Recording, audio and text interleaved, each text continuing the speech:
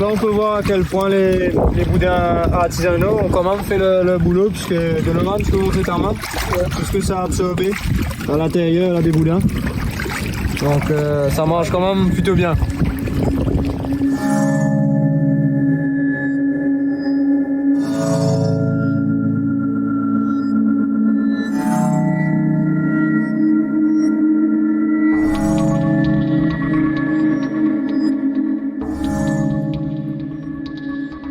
Là, on est à Beauplan, dans le nord de l'île, dans une ancienne usine sucrière, où des centaines de volontaires se rejoignent tous les jours pour aider à créer les boudins qui vont retenir le pétrole dans le lagon.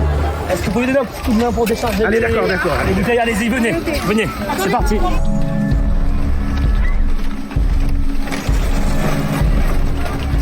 Les citoyens que vous voyez en fait sont attelés en ce moment à créer des structures flottantes, donc des babas flottants qui sont constitués de paille de canne, qui sont insérés dans du tissu avec des bouteilles en plastique pour assurer une meilleure flottaison.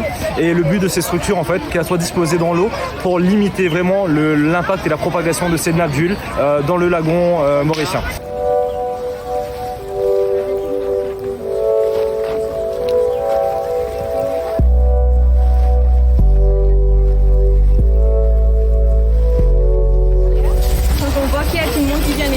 C'est encourageant et tout le monde doit faire une partie pour qu'on puisse sauver nos lagons de l'huile qui a été déversée dans le Ouakafio.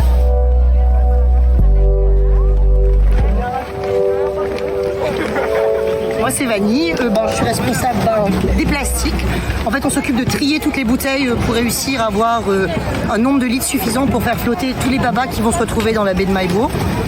Je suis là depuis dimanche et on se sent un peu obligé d'agir dans la mesure où notre gouvernement n'est pas aidant. Et surtout protéger notre lagon, notre écosystème, et c'est la chose la plus importante.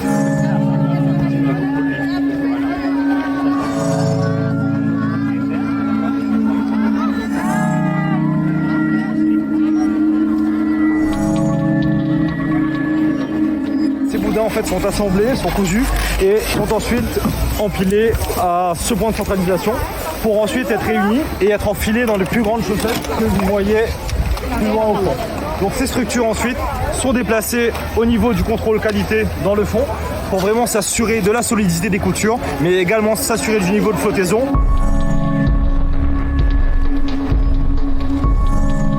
Nous travaillons vraiment en étroite collaboration avec les comités d'experts, les scientifiques et l'État mauricien pour produire les structures les plus fiables et les plus efficientes possibles.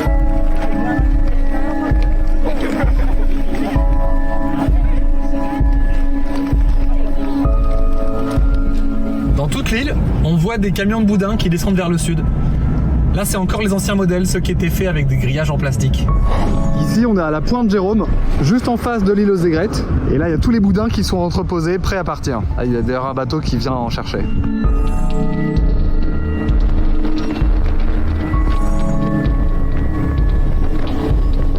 J'ai une école de kitesurf sur Pointe-de-Cy. Je suis là en tant que volontaire pour assister les gardes-côtes.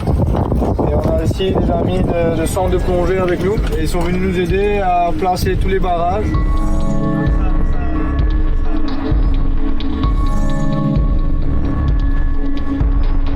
On voit les vrais booms derrière nous. Et on voit aussi d'autres booms artisanaux que les pêcheurs de Maïbourg sont venus mettre.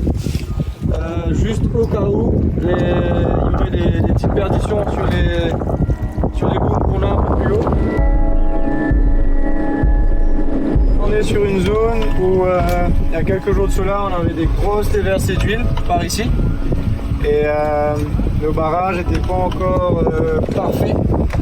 Donc là on voit que depuis on a eu le temps de venir tout rectifier et on est en train de capter dedans des petites perditions d'huile. Heureusement il n'y a plus grand chose dans le lagon ici. Et là on voit les gars qui sont en train de venir à l'épuisette et ramasser vraiment les petites miettes qui restent à droite à gauche.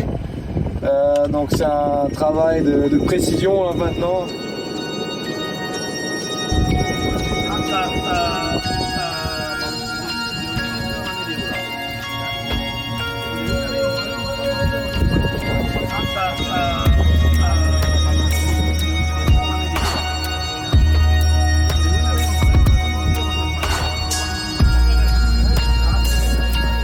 qu'il reste a priori encore environ 100 tonnes d'huile sur le bateau.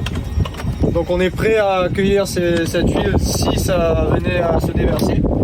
Mais Dieu merci, ça fait 2 jours maintenant, on n'a plus vraiment de coulée importante d'huile.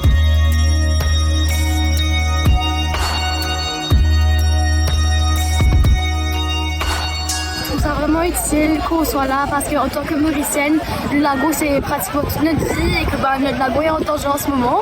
Du coup, on est tous réunis ici, tous Mauriciens, même étrangers ou quoi, pour aider notre lago à survivre.